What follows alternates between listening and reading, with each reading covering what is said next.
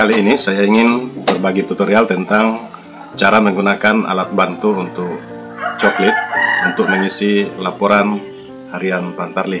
Nah, alat bantu ini di tempat saya ini dibagikan langsung dari KPU Kabupaten. Nah, bagi teman-teman yang ingin menggunakan alat bantu ini, boleh silahkan download di deskripsi di bawah video ini.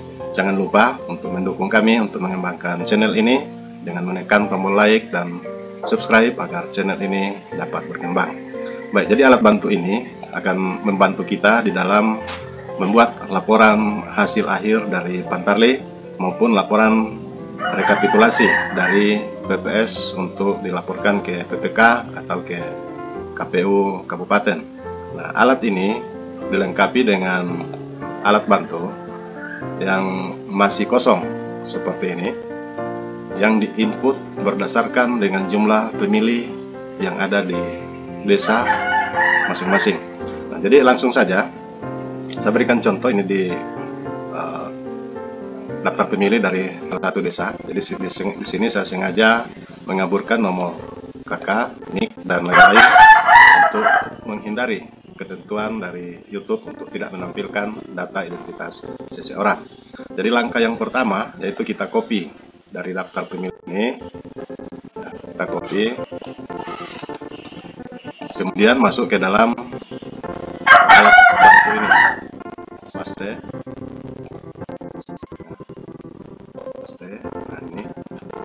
Nah, di sini salah satu kelebihan alat bantu ini adalah bisa mendeteksi apabila ada kesalahan dalam penulisan nomor NIK dan nomor KK. Nah, saya contohkan. Ya, jadi setelah di copy lalu penampilannya seperti ini ya.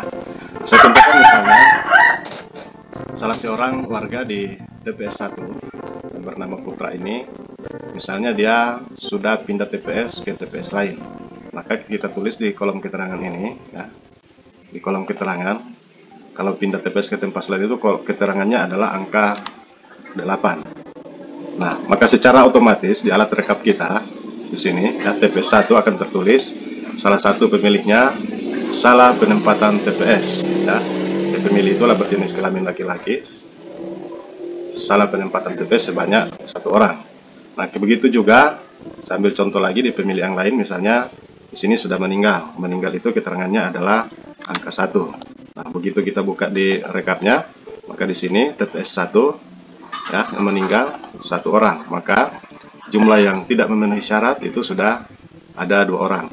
Nah, kemudian lanjut ke rekap hasil coklit. Nah, di sini laporan hasil PPS.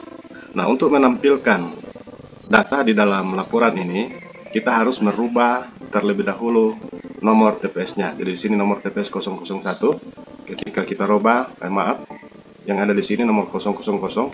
Ketika kita rubah TPS 01, nah maka secara otomatis ini terisi.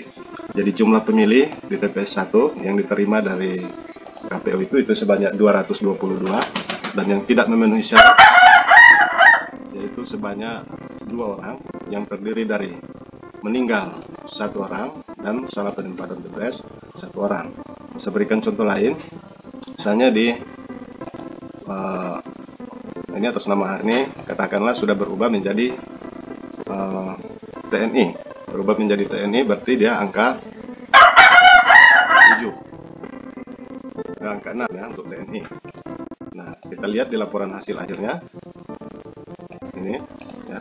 Nah, ini langsung bertambah secara otomatis. Nah, jadi intinya teman-teman, ketika kita merubah data ini berdasarkan hasil pemutakhiran kita di lapangan, maka rekap laporan hasil coklit ini juga akan terisi secara otomatis.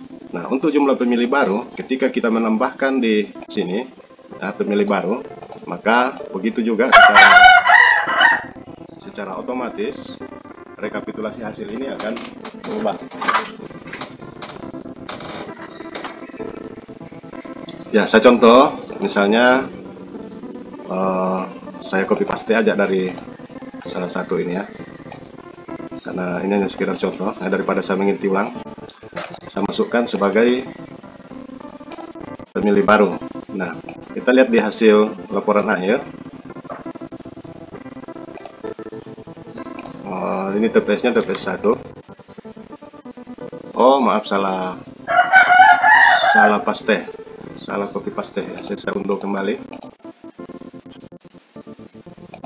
Saya pastenya itu dari ini, mulai dari nomor kakak, copy dan masuk ke pemilih baru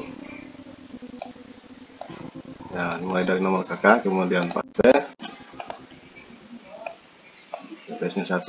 Nah baik, kita masuk ke dalam laporan hasil akhir. Nah di sini langsung terisi jumlah pemilih baru, yaitu sebanyak 1 orang, jenis kelaminnya laki-laki, jadi jumlahnya 1. Nah di sini teman-teman nanti bisa melihat begitu juga dengan pemilih disabilitas. Apabila ada yang disabilitas, jumlah data diperbaiki ya, dengan ketentuan di data pemilih ini kita tuliskan U atau ubah data. Nah, saya berikan contoh ya, misalnya ada salah satu warga yang sebetulnya dia disabilitas fisik. Jadi di sini langsung saya ubah, dan di sini data dari KPU 0, terus kemudian ternyata warga itu adalah salah seorang disabilitas fisik. Kemudian saya ubah menjadi 1, dan di sini beri keterangan U atau ubah data. Nah, kita lihat di laporan hasil akhirnya. Ya. Nah, jadi di sini ada disabilitas 1, kemudian data pemilihan diperbaiki 1. Ya. Jadi seperti itu. Nah, baik, itu sedikit tutorial singkat dari saya. Kalau ada pertanyaan, silahkan tulis di kolom komentar dan kami akan berusaha menjawab sebisa dan semampu yang kami tahu. Sekian.